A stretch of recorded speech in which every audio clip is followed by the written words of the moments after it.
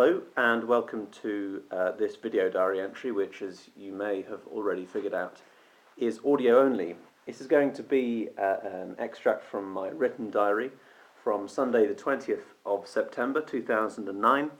This was a day that I was on one of the days I was on a 4-day trip out of Ulaanbaatar into the countryside out west, and so this will be taken verbatim from my written diary. Earlier today I thought that I'd struggle to find material for video diary number 7. I now have material. We've just come back from horse riding and the words that I'm writing now are, I think, extremely important.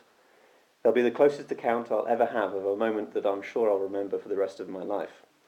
That sounds very overdramatic and extremely self-important, but consider all the mundane moments that one remembers their whole life. I certainly remember forgetting to bring football socks to a football match when I was about 12, and if I've remembered that for 15 years, then I'm sure I'll remember this event for at least 50.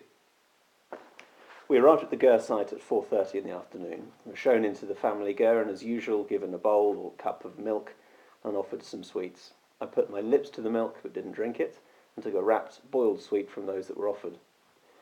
We were only there around 5 minutes before we were shown to our own Ger and told that we would be riding in 10 minutes.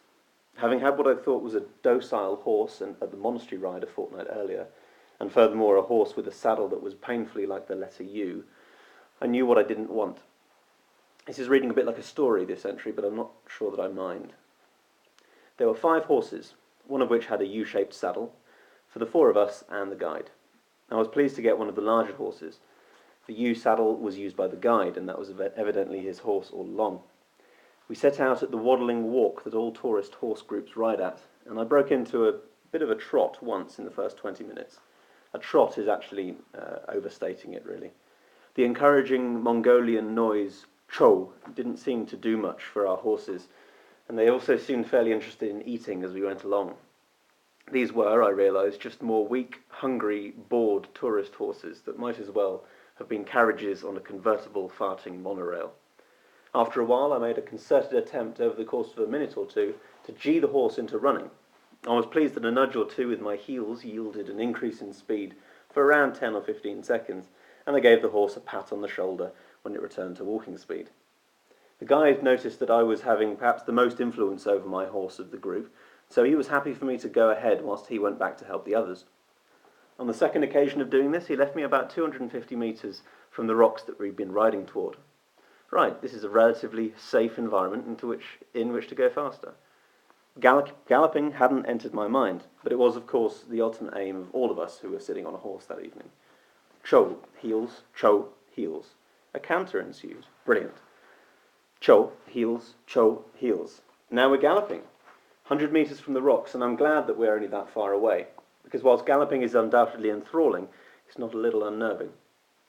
50 metres to go, and he's going no slower, so I say, "Hey, slow, slow, slow," in as authoritative a voice as I can muster. I also put my hand on his shoulder, as you would do to a mate who had had a little bit too much to drink and was getting a bit leery outside a pub. I see his ears prick at the sound of my voice, and a split second later I feel his shoulders tense, see his head dip, as he notably increases his speed. The noise in my ear now is that of hooves hitting the ground as fast as they possibly can, and dismay is the weedy, mollycoddled little cousin of the emotion that flashed through my mind, but I quickly assessed the situation. He started to list to the right, thinking to continue parallel to the rock once we reached it, no doubt. All I needed to do was steer him back directly toward the rock and hope that this horse wasn't planning to play chicken with a 4-million-year-old stone monument.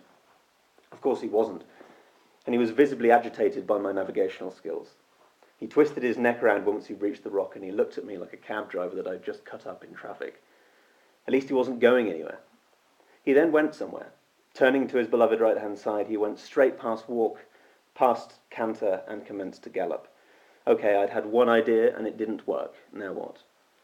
Well, it was running toward an area about half the size of a football pitch, which was littered with rocks ranging from the size of a tennis ball to a football. "No, no, no," I shouted. It was soon evident that shouting words that sounded like cho was not an effective strategy. As he increased his speed toward the rocks, that it now occurred to me would either break his leg, my skull, or both. At this point, I thought about falling. Everyone has an automatic ability to fall and protect themselves in doing so. I pride myself on my ability to fall off many things and soon be upstanding. But a horse is a different matter. You're effectively wearing pedal clips, which are not a falling mountain biker's friend, and its top tube is a metre across. You'll notice that I've done most of my falling off mountain bikes. I didn't know how to fall off a horse, especially one running through rocks and large stones, so I put jump to one side for the time being, probably a good move, given that I didn't have a helmet. His hooves were clattering across the stones, and I heard a few steps slide as they made full contact with the top of some of the rocks. I put faith in the fact that a sense of self-protection would lead this horse to slow down, or at least avoid the rocky area. It did not, and that self-harming was seemingly not out of the question for this horse caused my panic to be restored to the levels I'd experienced prior to its earlier act of self-preservation, in that it didn't run headlong into a mountain. I was now travelling at 90 degrees to our initial straight-line course from Ger to mountain, and once the horse had traversed the rocky section, it accelerated to what could only have been its absolute maximum velocity. For a moment I considered that it would eventually tire, but I dismissed the waiting game as a viable tactic. I'd had prior success with altering the direction, if not the speed, of travel, and so I suggested a 90-degree rotation back toward the Ger. Given that he was partially receptive to what I was doing with the reins, I tried tugging back, hard. He ignored me. I did it again, harder. He ignored me again. At this point I said, although I didn't shout, "What do I do?" out loud 3 or 4 times, knowing that I was the only one that would hear them. I shouldn't, because I wasn't the only one that would hear them, because the horse was now reacting to any words that left my mouth. Out of the corner of my eye I saw the guide riding towards me, gesturing. I didn't know what he was trying to say, and I even had the temerity to think, "Listen, mate, on that saddle, with a smaller horse than me, you're not going to catch me up." I obviously appreciated the intent, though, and was glad that I could keep jump off the top of my list of solutions by steering in his direction. I genuinely don't know how I ended up in this position, but I was riding back toward the mountain with the guide behind me and to the left. "What do I do?" I asked at him. Unfortunately, I wasn't in a position to be an attentive student. With a mixture of relief and surprise, I saw him pull alongside me and grasp the side of the rein. Within 20 minutes, we'd slowed to a stop. He gestured with his free left hand, pulling his reins right up to his chin. I'd evidently not pulled up long or hard enough. My horse was now stilled, and was content to trot on towards the mountain. I previously approached with more aggression, but I was glad that we were now approaching it at perhaps his slowest pace. We dismounted to take some photos, with my camera mainly focusing on gathering photographic evidence of the treacherous ground over which I'd been careening not 5 minutes before. We mounted and commenced the return journey, on which tourist rides traditionally ride faster, given that they're more comfortable with the horse that they're now sitting on. The guide went ahead, and we were expected to keep pace. My fellow riders were talking to me about wanting to gallop. Never has the phrase, "be careful what you wish for," been so apt. I suggested a trot to what I was considering more and more to be my captor, and he obliged almost immediately. I kept him behind, directly behind the guide, fearful that the sight of open steppe might prompt him to revisit his earlier exertions. The guide slowed to a stop, and I was glad that my horse followed suit. The guide then went back to help my fellow tourists, and as they began to trot, it was incumbent on me to go at least as fast as them. Now I was cantering, and the horse had needed little, if any, invitation to get there. Significant pulling of the reins convinced him to return to a walk, and this gave me a chance to reflect on the politics of my situation. As the ride went on, several things had become abundantly clear. Number 1, this is not a tame animal. Number 2, it's neither weak nor incapable of reaching an impressive speed. Number 3, my presence on his back is, and always was, a complete misrepresentation of the concentration of power within our relationship. And number 4, even with little knowledge of horsemanship, it's clear that the guide, who was possibly born in stirrups, is extremely talented when it comes to handling a horse.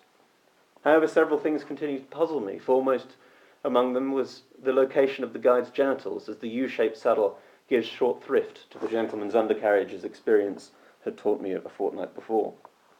By the time we'd reached the Ger, I'd started to develop a more effective relationship with the horse, and I felt I had at least the illusion of influence over his behaviour.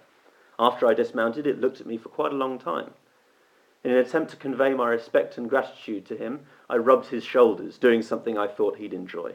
But then, what do I know about horses?